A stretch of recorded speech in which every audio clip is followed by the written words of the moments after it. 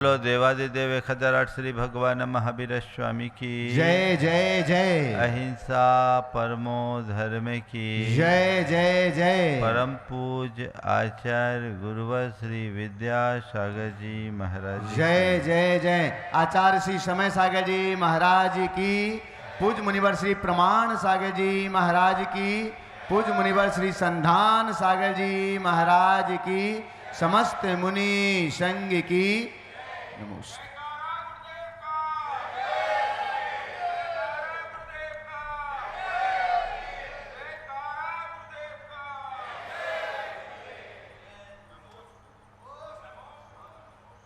हमारे जीवन में अनेक प्रकार की बीमारियां जुड़ी हैं। कुछ बीमारी शरीरगत होती है तो कुछ मनोगत। देहगत बीमारियों की चिकित्सा सुलभ है, हम लोग बड़ी आसानी से उसकी चिकित्सा कर लेते हैं। लेकिन मनोगत बीमारियां असाध्य जैसी हो जाती है और प्रायः मनोगत बीमारियों का लक्षण शरीर पर भी दिखने में आने लगता है। ये ऐसी समस्या है जो हमें भीतर और बाहर से तोड़ देती है। इन सब का हल और समाधान हम प्राप्त कर सकते हैं। ये सब हमारे अंदर की नकारात्मक वृत्तियां हैं, आवेग है, जिन्हें भावना योग के बल पर नियंत्रित, संशोधित, परिष्कृत और विशुद्ध बनाया जा सकता है। विगत दिनों हमने आ के बाद ई अक्षर से संबद्ध शब्दों पर चर्चा की। आज से एक नई श्रृंखला ऊ से शुरू कर रहा हूं, जो लगभग 10 दिन तक चलेगी। ऊ में पहला शब्द है उत्तेजना। उत्तेजना कोई शारीरिक बीमारी नहीं, ये एक ऐसा मानसिक रोग है जो हमारे सारे जीवन की व्यवस्था को तहस नहस कर देता है। एक ऐसी अदृश्य अग्नि है जो हमारे रिश्तों, संबंधों को जलाकर राख बना देती है। यह हमारे विवेक की निर्मल धारा को प्रदूषित कर देता है। उत्तेजना में व्यक्ति अपनी आत्मा की शुद्ध को भूल जाता है, अपना आपा खो बैठता है।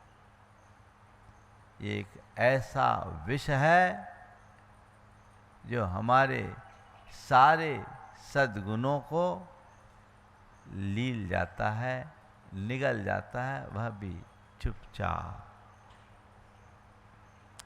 हम देखें कि मेरी स्थिति क्या है। आज हमें देखना है कि उत्तेजना है क्या, ये उत्पन्न क्यों होती है, इसे पहचाना कैसे जाए और इसका परिणाम क्या है, इससे बचा कैसे जाए, है ना। आपने कभी देखा उत्तेजना? स्वाभाविक है, हर कोई व्यक्ति के हृदय में कभी न कभी उत्तेजना आती कि नहीं। हम खुद को उत्तेजना में भर लेते हैं और कई बार उत्तेजित व्यक्तियों को भी हम देखते हैं। आज हमें देखना है कि उत्तेजना है क्या। उत्तेजना मतलब अचानक किसी भी प्रकार की प्रतिक्रिया प्रकट कर देना, क्रोध में उबल जाना, मानो ज्वालामुखी फूट पड़ा हो, है ना। कई लोग एकदम से ऐसे एक्साइट होते हैं, माने बम फटा हो, है ना। ये उत्तेजना का एक रूप है। किसी को भी कुछ भी बिना सोचे समझे अप्रिय, कटुक, कठोर शब्द कह देना, ये भी एक उत्तेजना का लक्षण है, जिसमें व्यक्ति बाद में पश्चाताप भी करता है। सोचने समझने की शक्ति खो बैठना, अपना सुध बुध खो देना और किसी भी बात की त्वरित, अनसोची, बिना सोची समझी, परिणामों को जाने बिना कोई भी प्रतिक्रिया कर देना और बाद में पछताना, है ना ऐसी स्थिति। प्राय ऐसा होता है, चित्त एकदम उत्तेजित होता है, लोग उबल पड़ते हैं, क्रोध का ऐसा उफान आता है कि कुछ समझ में नहीं आता। हम लोग कहते हैं सामने वाला अपना आपा खो बैठा। ये आपा खोना उत्तेजना का सबसे विकृत रूप है। उस समय व्यक्ति के अंदर होश हवास कुछ नहीं रहता, उसकी विवेक बुद्धि बिल्कुल नष्ट भ्रष्ट हो जाती है। होश हवास खो देने से जिसका विवेक समाप्त हो गया, उसके पास बचा क्या सिवाय पश्चाताप के, है ना। तो आपने महसूस किया होगा ऐसी इस तरह की स्थितियों से कई बार आप दो चार होते हैं, है ना। इसके शारीरिक और मानसिक लक्षण हमें देखने को मिलते हैं। जब उत्तेजना आती है तो क्या होता है, श्वास की गति एकदम अनियंत्रित हो जाती है, श्वासें तेज चलने लगती है, हृदय की धड़कन बढ़ने लगती है? आंखें लाल हो जाती हैं मानो क्रोध का ही प्रतिबिंब हो, बाहें भुजाएं एकदम फड़कने लगती है ना, शरीर कांपने लगता है और सोचने समझने की शक्ति खत्म हो जाती है। व्यक्ति अपना सुध बुध खो बैठता है, उसे ये पता नहीं रहता कि मैं कहाँ हूँ, क्या कर रहा हूँ, और मुख से चाहे जो बिना विचारे निकाल देता है, कोई भी प्रतिक्रिया कर देता है, बाद में उसका परिणाम चाहे जो भी हो, परिणाम क्या है, विनाश। इसके अलावा क्या है, वो सबका सत्यानाश कर देता है। ऐसा अनुभव में आता है। ये चीजें हैं, ये इसके शारीरिक और मानसिक लक्षण है। सवाल है ये होता क्यों है, इसका कारण क्या है। सबसे पहला कारण है ईगो, आत्म महत्व की आकांक्षा। जो व्यक्ति जितना ज्यादा इगोइस्ट होता है वो उतना अधिक उत्तेजित होता है, क्योंकि वो हर स्थिति में अपना महत्व चाहता है। मुझे महत्व मिले, मुझे प्रमुखता हो, और कहीं जब उसकी महत्ता में कमी होती है, उसके ईगो पर आघात पहुंचता है, तो एकदम से वो भबक उठता है, भड़क जाता है, और उसकी वह जो प्रतिक्रिया होती है वह काफ़ी तीव्र और तीखी होती है, जो उत्तेजना का एक रूप है? देख लीजिए किसी भी व्यक्ति को जो जितना अहंकारी है उसको थोड़ा सा कुछ कम आंको भड़क जाएगा, होगा कि नहीं होगा? भड़क जाएगा तुरंत। अभिमानी के नाक पे गुस्सा होता है, वो भड़केगा, थोड़े थोड़े में भड़केगा। तुमने हमारा अपमान कर दिया, तुमने हमें कमतर आंका। ये उत्तेजना का परिणाम। इसका दूसरा कारण, दूसरों पर नियंत्रण की इच्छा। सब मेरे कंट्रोल में हो, सब मेरे काबू में हो, सब मेरे आज्ञानुवर्ती बने, जैसा मैं चाहूं वैसा ही हो, और जो मैं कहूं सामने वाला वही करे। होता है? आप किसी पर नियंत्रण या कंट्रोल रखने की कोशिश करते हैं और वो कंट्रोल नहीं होता, उस पर नियंत्रण कमजोर पड़ता है, क्या प्रतिक्रिया होती है बोलो? हाँ, होती है। मन भड़कता है, भड़कता है कि नहीं भड़कता बोलो? ये क्या है? उत्तेजना। आप किसी पर नियंत्रण करने की भावना रखोगे, कोशिश करोगे, तो ये चीजें आएगी। जब व्यक्ति किसी को नियंत्रित करने, दूसरों पर नियंत्रण करने का प्रयत्न करता है, तो ऐसा बन जाता है। तीसरा, त्वरित प्रतिक्रिया की आदत। तुरंत तुरंत प्रतिक्रिया देने की आदत कुछ लोगों की होती है। कुछ हुआ नहीं और फट से प्रतिक्रिया, बिना सोचे विचारे। सोचने का तो काम ही बात। हमारे यहां कहते हैं, सोच करे सो सूर है, कर सोचे सो धूर। क्या? सोच करे सो सूर है और कर सोचे सो धूर।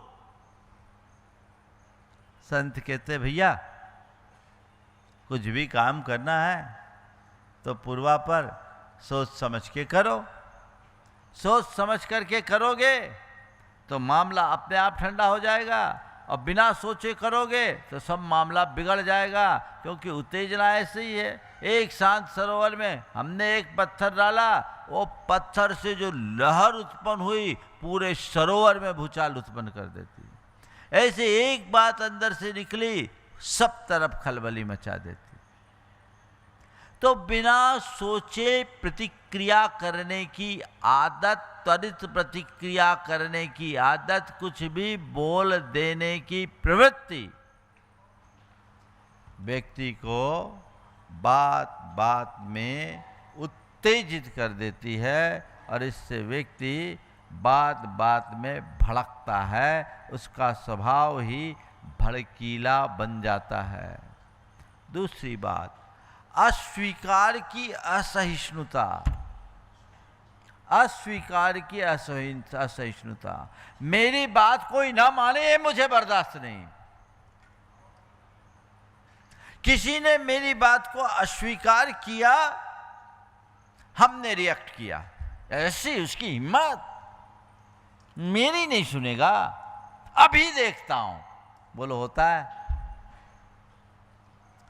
चाहे वो घर परिवार की बात हो, चाहे समाज की बात हो, चाहे अपने दफ्तर में काम करने वाले सहकर्मियों के साथ की बात हो, चाहे साधना में निरत साधर्मियों की बात हो, साधकों की बात हो, किसी भी क्षेत्र में चले जाओ,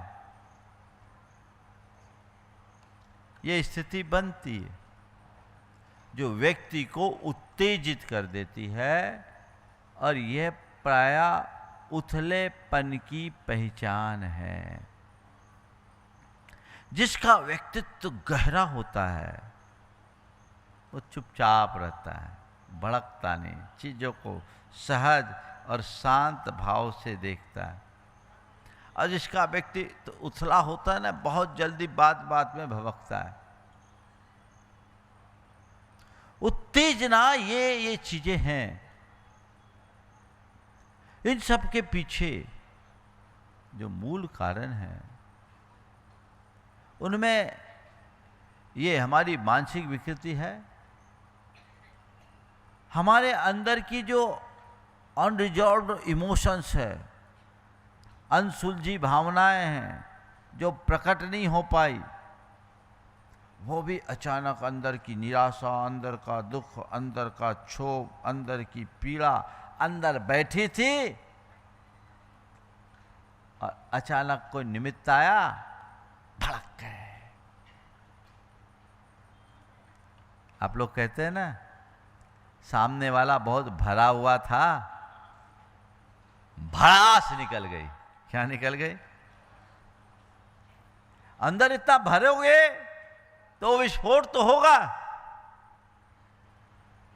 तो अनरिजॉल्व जो इमोशंस है, अनसुलझी भावनाएं हैं, वह भी उत्तेजना का कारण है। तो ये हमारी मानसिक और भावनात्मक ऐसी समस्याएं हैं जिनके कारण व्यक्ति बात बात में भभकता है ना। और कुछ लोग तो ऐसे होते हैं कि कब भड़क जाए पता नहीं होता है। हाँ सही यार, वो टैंकर्स होते हैं ना पेट्रोलियम के, उनके पीछे एक वाक्य लिखा रहता है, एक सेंटेंस होता है, हाईली इन्फ्लेमेबल। क्या लिखा होता है? क्या लिखा होता है? Highly inflammable. तो वैसा वो टैंकर के साथ नहीं, उससे ज़्यादा खतरनाक लोग अपने इर्द गिर्द होते हैं। वो ज़रूरत से ज़्यादा ज्वलनशील होते हैं, बहुत जल्दी भड़केंगे और भड़क कर सब स्वाहा कर देंगे, है ना। परिणाम क्या आता है? कभी इसके बारे में विचार किया? सबसे पहला परिणाम, संबंधों में खटास। बोलो, जो व्यक्ति बात बात में भड़कता है उसको कोई लाइक करेगा क्या? हाँ, कोई लाइक करता है? बोलो, अरे ये तो भड़बड़िया है, बात बात में भड़कता है, इस आदमी को कौन पसंद करेगा? बोलो, करेगा क्या? नहीं ना। उस व्यक्ति के प्रति लाइकिंग ही नहीं बचती, कोई उसको नहीं देखता, और इस ऐसे व्यक्ति के संबंध बिगड़ जाते हैं। आप किसी के पास जाओ और सामने वाला भड़क जाए, कौन पसंद करेगा? चाहे पति पत्नी हो, चाहे पिता पुत्र हो, चाहे भाई भाई हो, चाहे देवरानी जेठानी हो, चाहे अन्य रिश्ते नातेदार हो, अगर आप किसी से प्रेम पूर्वक शब्दों का प्रयोग करेंगे, अच्छा व्यवहार, शांत और सौम्य व्यवहार करेंगे, तो आपके संबंधों में मधुरता रहेगी। लेकिन आपका व्यवहार यदि तीखा और रुक्ष होगा, कठोर होगा, तो कोई आपके पास फटकेगा नहीं। उत्तेजना एक आग है जो सबसे पहले हमारे संबंधों को स्वाहा करती है, उसे खाक में मिला देती है। होता है? आप लोग देखिए, कई बार आपका अनुभव होगा, उत्तेजना में आए और किसी को कुछ भी बोल दिए, हो गया, बाद में उसका एहसास होता है, अरे गलती हो गई। अब सामने वाले को मनाने में लगो, मैंने पहले आग लगा दो फिर पानी डालो, और कोई जरूरी नहीं कि सामने वाला मान ही जाए। अगर मनुष्य थोड़े से विवेक और समझ से काम ले तो ऐसी स्थिति कभी निर्मित नहीं हो। शांति से संबंध को अगर अच्छे बनाने हैं तो अपने अंदर की उत्तेजना को नियंत्रित रखने का अभ्यास आवश्यक है। इसकी बड़ी जरूरत है। दूसरी बात, उत्तेजना जब अधिक होती है तो व्यक्ति आत्मविस्मृति में चला जाता है, उसे अपनी कोई सुध बुध नहीं होती, अपनी समझ नहीं होती, और वो व्यक्ति अपना आत्मिक पतन कर लेता है, दुर्गति का पात्र बन जाता है। हमारे यहाँ एक बड़ी पुरानी कहानी, एक मुनि थे, तपस्वी तो थे पर बड़े उग्र थे, उत्तेजना से भरे।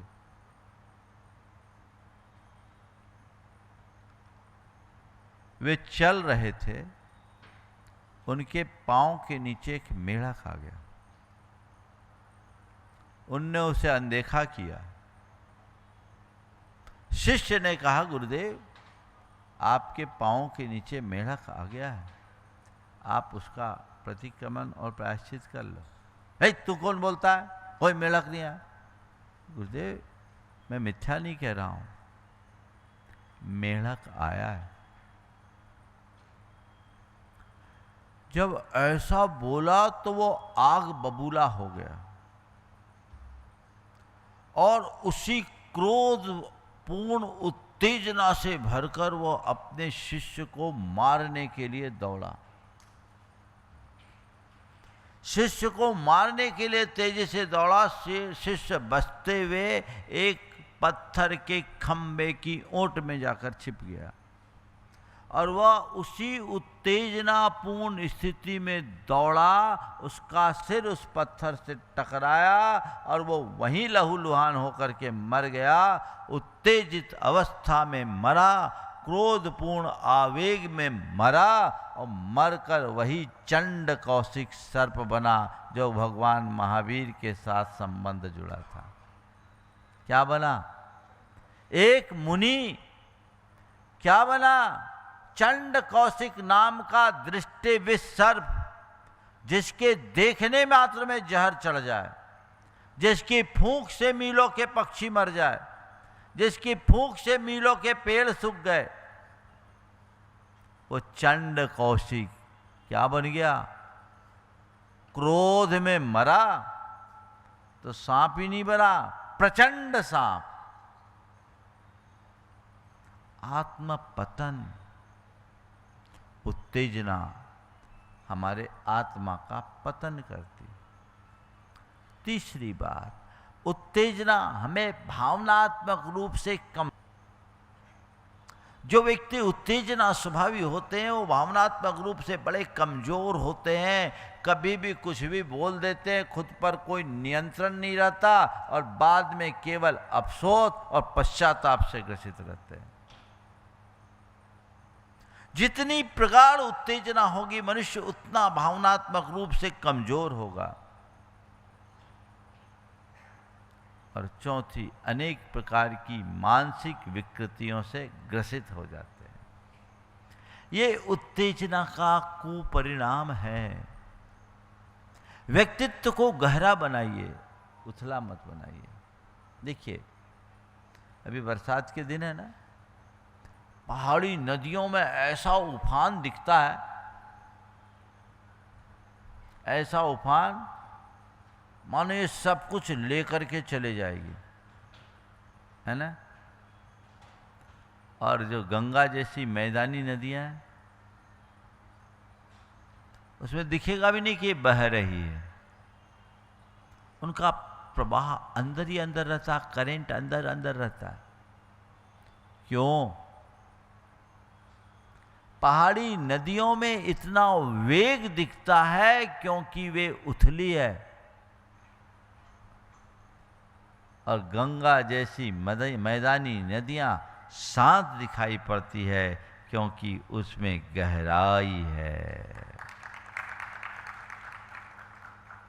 उनमें गहराई है और गहराई के कारण वो एकदम शांत दिखती है, कोई कठिनाई नहीं, सहज प्रवाह।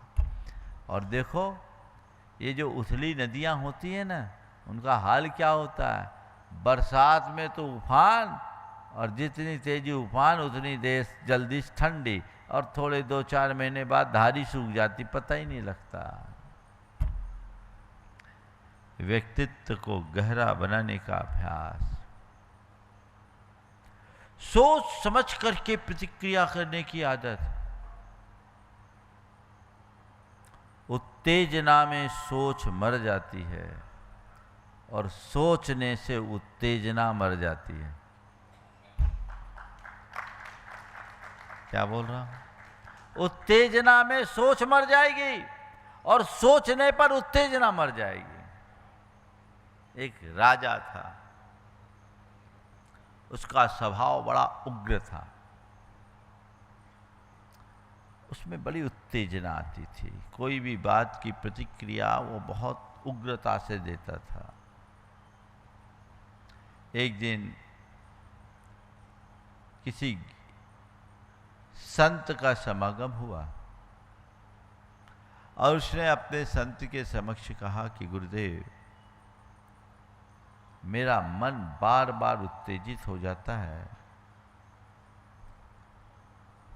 हमारी उत्तेजना को शांत करने का कोई उपाय बता दो। संत ने कहा कुछ मत करो, अपने पास एक बाल्टी पानी हमेशा रखो। कुछ मत करो, हमेशा एक बाल्टी पानी रखो और जब भी उत्तेजना आए एक बाल्टी पानी अपने सिर पर डाल दो। जब भी उत्तेजना आए एक बाल्टी पानी अपने सिर पर डाल दो। राजा को ये उपाय थोड़ा अव्यावहारिक लगा, परंतु राजा श्रद्धालु था और अपनी उत्तेजना के प्रति गंभीर भी था, वो उसे मिटाना चाहता था। उसने पानी रखा, उत्तेजना आई, उसने सिर पर पानी डालवाया और जब पानी डाला तो दिमाग ठंडा हो गया, है ना। कहते हैं दिमाग गर्म है, पानी डालो, ठंडा हो गया। तब उसके मन में आता है ये मैं उत्तेजित हो रहा हूँ, इसका कोई मतलब ही नहीं है, ये तो व्यर्थ में हो रहा हूँ। सोचने का अवसर मिल जाता है। थोड़े ही दिन में जो बात बात में उत्तेजित होता था वो एकदम ठंडा होने लगा, ठंडा होने लगा। कुछ दिन में पानी डालने की आदत भी खत्म हो गई। पानी डालने की जरूरत ही नहीं है, उत्तेजना ही नहीं आया तो पानी क्या डाले। राजा संत के पास जाकर अपनी ओर से पुनः आभार प्रकट किया, कहा गुरुदेव आपने कमाल कर दिया, आपकी कृपा से अब मेरी उत्तेजना शांत हो गई, बाल्टी भर पानी में तो चमत्कार। संत ने मुस्कुराते हुए कहा, राजन इसमें चमत्कार बाल्टी का नहीं, चमत्कार तुम्हारी सोच की जागरूकता का है। चमत्कार बाल्टी के पानी का नहीं, चमत्कार तुम्हारे सोच की जागरूकता का है। जब बाल्टी का पानी तुम्हारे सिर पर डाला गया तो तुम्हें सोचने का मौका मिल गया कि मैं जिस बात पर उत्तेजित हो रहा हूं वहां उत्तेजित होने जैसा कुछ है भी कि नहीं। उतनी देर में थोड़ा वक्त मिल गया, वक्त मिल गया तो प्रतिक्रिया अपने आप ठंडी हो गई। तो उत्तेजना एक नकारात्मक प्रतिक्रिया है, इसे सकारात्मकता के बल पर नियंत्रित किया जा सकता है। भावना योग इसका कारगर उपाय है। अपने अंदर की उत्तेजना को ठंडी करने की। आग में पानी डालो, कुछ अभ्यास करिए। जिस समय उत्तेजना का वेग हो उस मूवमेंट में अपने आप पर नियंत्रण करना थोड़ा कठिन है, लेकिन जिस समय आप शांत हो उस समय आप कुछ अभ्यास करें तो आप अपनी उत्तेजना को पूरी तरह नष्ट कर सकते हैं। भावना योग के क्रम में उत्तेजना को शांत करने के लिए एक प्रयोग बता रहा हूं। सुबह उठ करके प्रार्थना करो। क्या करो? प्रार्थना, अपने शब्दों में प्रार्थना। अपने मन से कहो, हे आत्मन, शांति मेरा स्वभाव है और शांति ही मेरा आधार। मुझे शांत रहना है, मुझे शांति और स्थिरता रखनी है। मुझे ऐसी दृष्टि और शक्ति दो कि मैं हर स्थिति में शांत रह सकूं, संयत प्रतिक्रिया कर सकूं, अपने आप को उत्तेजना से मुक्त रख सकूं। ये वाक्य कम से कम 2 से 3 मिनट बार बार दोहराएं और इनका एकदम संक्षिप्त रूप जो भावना योग का कीवर्ड है, हे प्रभु मुझे ऐसी दृष्टि दे कि मैं सहज, शांत, स्वस्थ और सकारात्मक रह सकूं। क्या कर सकूं? सहज, शांत, स्वस्थ और सकारात्मक रह सकूं। ये दृष्टि अपने अंदर विकसित करें। ये प्रार्थना मन में दोहराएं और इसके साथ एक रेजोल्यूशन जो प्रत्याख्यान का अंग है, सुबह से अपने मन से कहे, आत्मन आज का यह नया दिन मुझे मिला है, मुझे शांत रहना है, मुझे संयम रखना है, मुझे सहज रहना है, मुझे सकारात्मक रहना है। कुल 4 वाक्य छोटे छोटे से ये मंत्र हैं, हमारे सब प्रकार की दुर्बलताओं को दूर करने का आधार है।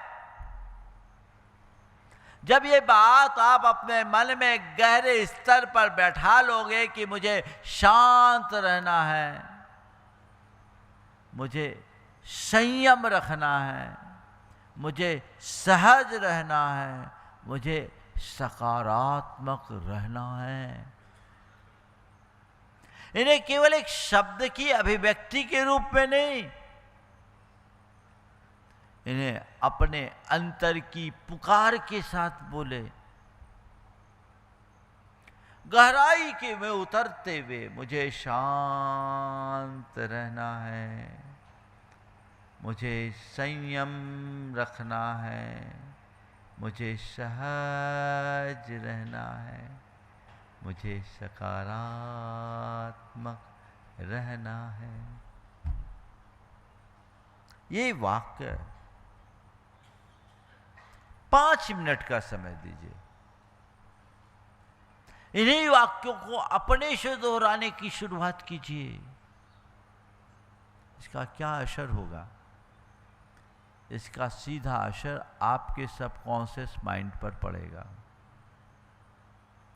और जब सबकॉन्शियस माइंड में ये बातें फीड हो जाएगी तो इधर उत्तेजना आई, अंदर से आवाज आएगी, मुझे शांत रहना है। ये उदाहरण बैठा है, क्या नाम इसका? खड़े हो जाओ भाई। मनोज, चंदन नगर का बंदा है, खड़े तो हो जाओ। ये भावना योग का प्रयोग का साक्षात उदाहरण है। कभी ये प्रचंड क्रोधी था, अब शांत हो गया, और हमेशा मैं शांत हूँ, मैं स्वस्थ हूँ, ये टॉपिक है, एम्बेसडर है भावना योग का। ये इसने पूरा फॉलो किया।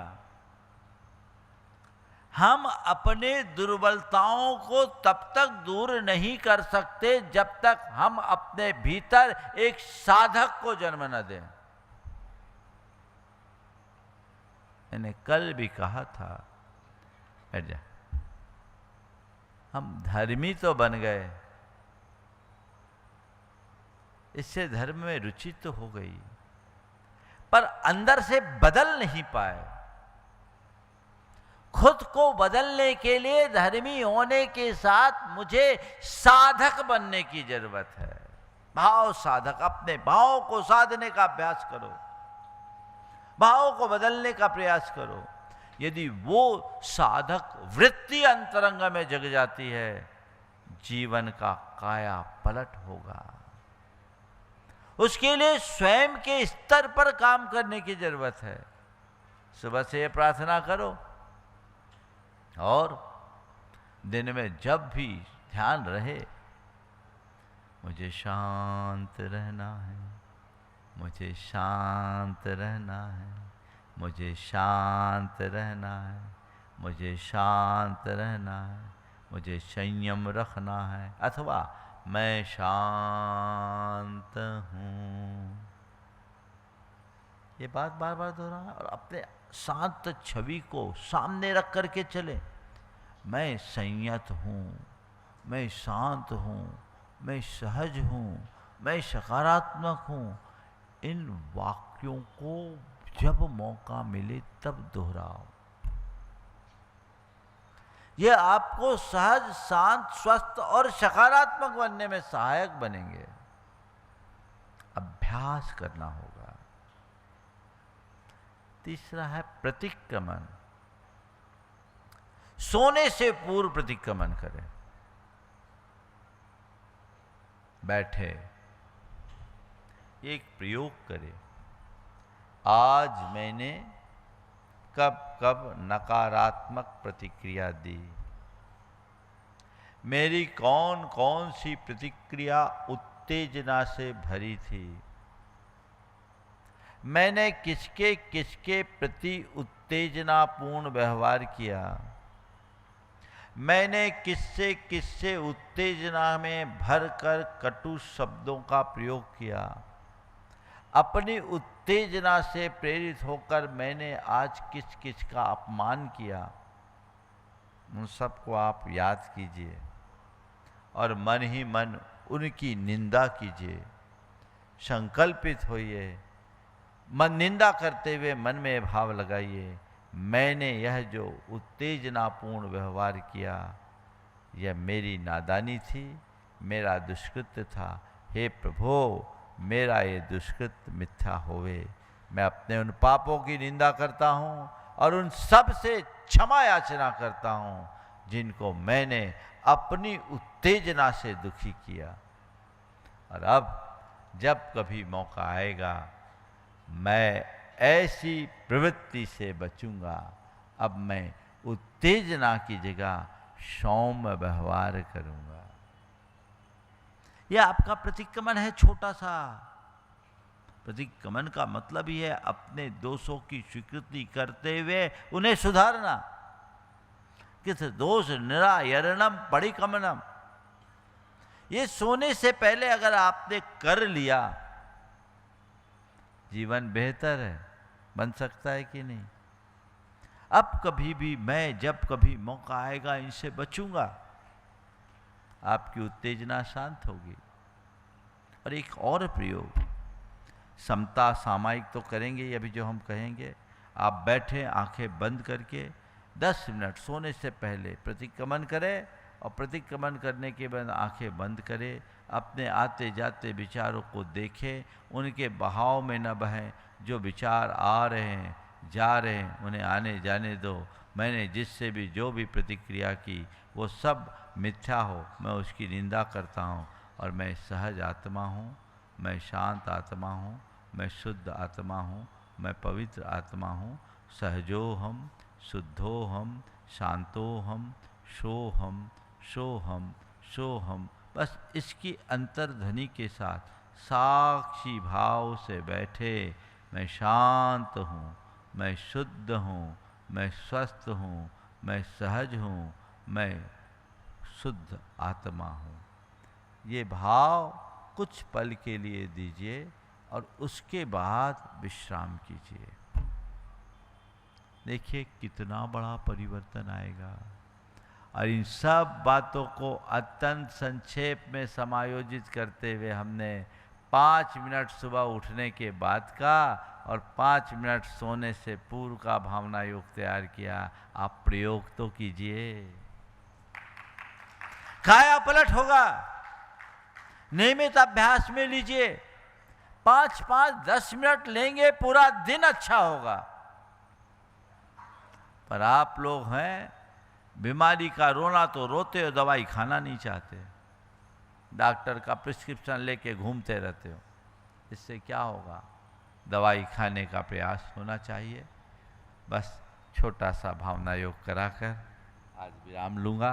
सबकी उत्तेजना शांत हो और हमारा जीवन सहज सौम्य बने।